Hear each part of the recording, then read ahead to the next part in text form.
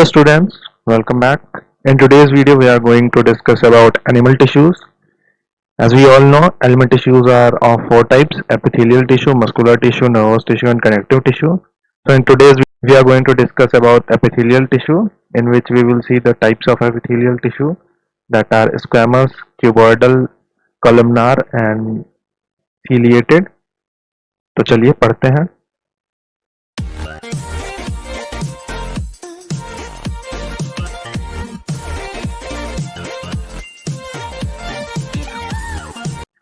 On the basis of structure of cells and their function, animal tissue are classified into four major types. कौन कौन से? Epithelial tissue, muscular tissue, nervous tissue and connective tissue. तो इनके structure और इनके function पे animal tissues को हमने चार टाइप में बांट दिया. कनेक्टिव टिश्यू जो कि कनेक्शन का काम कर रहा हो, एपिथेलियल टिश्यू, एपिथेलियल मतलब एक आपका कवरिंग बनाने का काम करे, then muscular tissue, muscle tissue जो मसल्स बनाती है, और फिर नर्वस टिश्यू जो नर्वस सिस्टम में आपका काम करे. तो आइए एपिथेलियल टिश्यू को देखते हैं. यहाँ पे एक फ्लो चार्ट है जिसमें हमने दिखाया है कि एनिमल टिश्यू चार टाइप की हो गई: epithelial tissue, muscular tissue, connective tissue और nervous tissue, which are made up of nerve cells. Then epithelial tissue is of squamous, cuboidal, columnar, ciliated and glandular. Then in muscular we will see striated, smooth and cardiac muscles. There are three types, in which striated are voluntary muscles which are in our control, smooth are involuntary muscles, then cardiac muscle which are of heart muscles.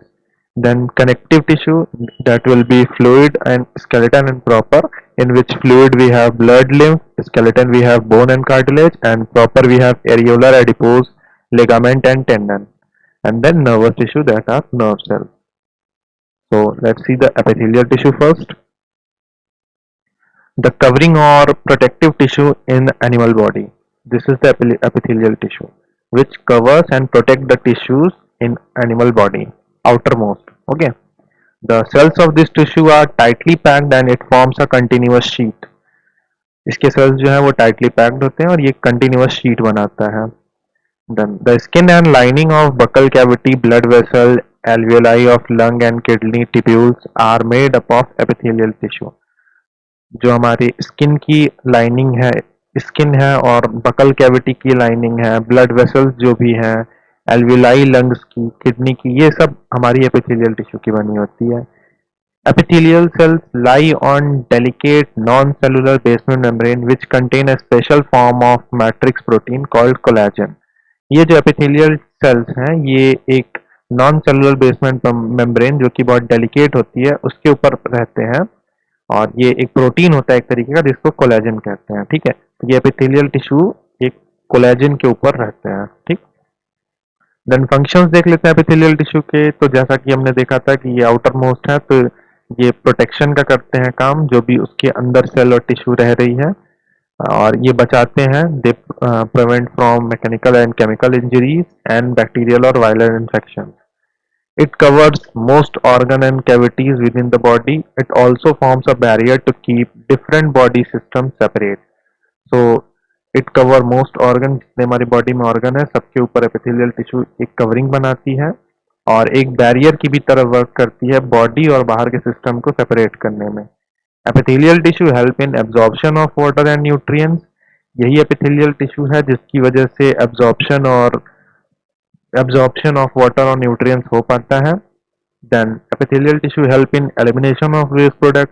जैसे कि हमारी body से secretion होते हैं, sweat निकलता है, तो ये सारा कुछ हमारा एपिथेलियल टिश्यू का काम है. Then some epithelial tissue secrete secretion such as sweat, saliva. तो जैसा कि हमने देखा था कि बकल कैविटी में भी होता है, तो बकल कैविटी में आपका सलाइवा सिक्रेट कर रहा है, और स्किन में है तो वहां पे ये स्वेट सिक्रेट कर रहा है, तो इसका काम सिक्रेशन में भी है.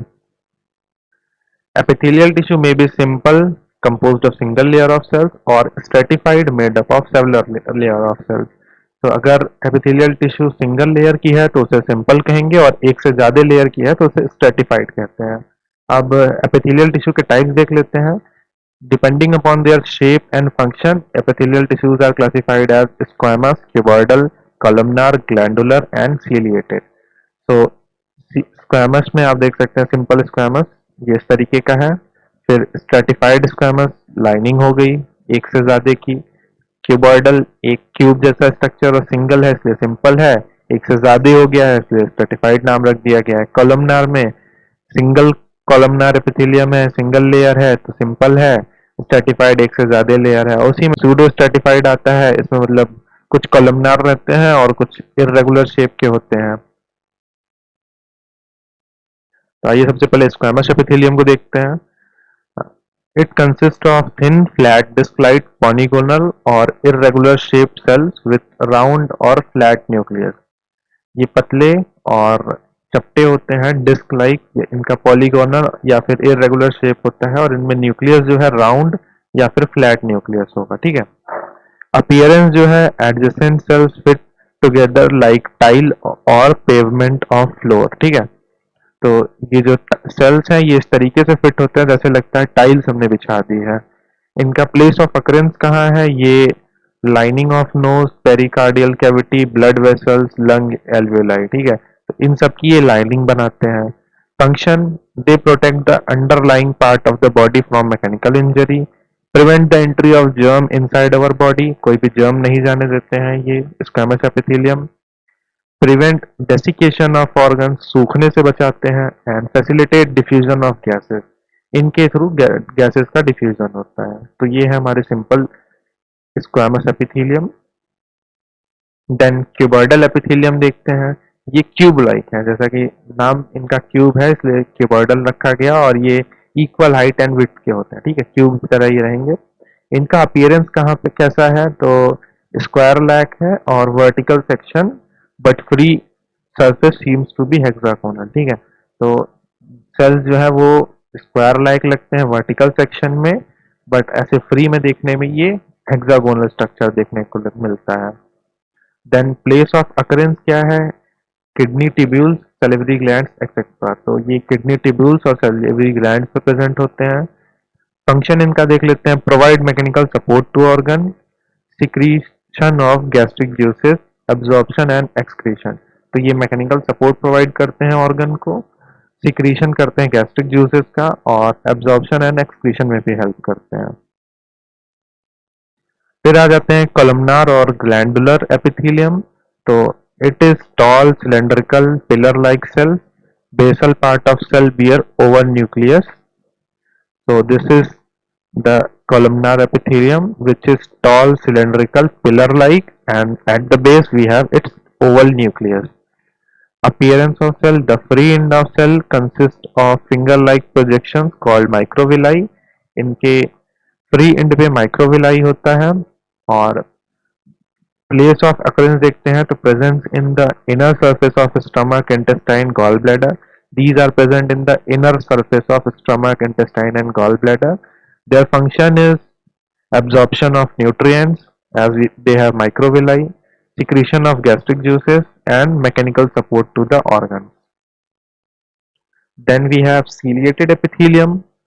So the shape of ciliated epithelium is tall cells with cytoplasmic hair-like cilia. They have cytoplasmic hair-like cilia at its free end.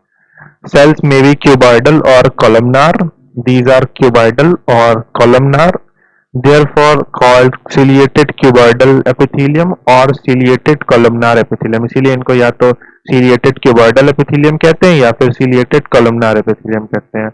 The place of occurrence is present in the lining of trachea, fallopian tube, nasal passage. तो ये trachea, fallopian tube और nasal passage मतलब में present रहते हैं. Then function इनका देखते हैं. Causes movement of small solid particles और mucus in specific direction through the ducts. So they help in the movement of small solid particle or mucus in specific direction due to movement of the cilia.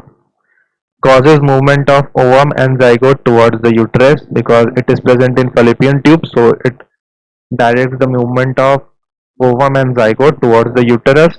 Help in removing unwanted particles from trachea. They are also present in trachea, so they help in removing unwanted particles from the trachea. So that's all for today's video. In our next video we will see muscular tissue. If आपको video अच्छी लगी है तो video को like करिए, friends के साथ share करिए, चैनल पे नए हैं तो चैनल को जरूर सब्सक्राइब करिए. बेल आइकन दबाइए ताकि आपको हर वीडियो की नोटिफिकेशन मिलती रहे। मिलते हैं अगली वीडियो में, तब तक के लिए टेक केयर, पीस।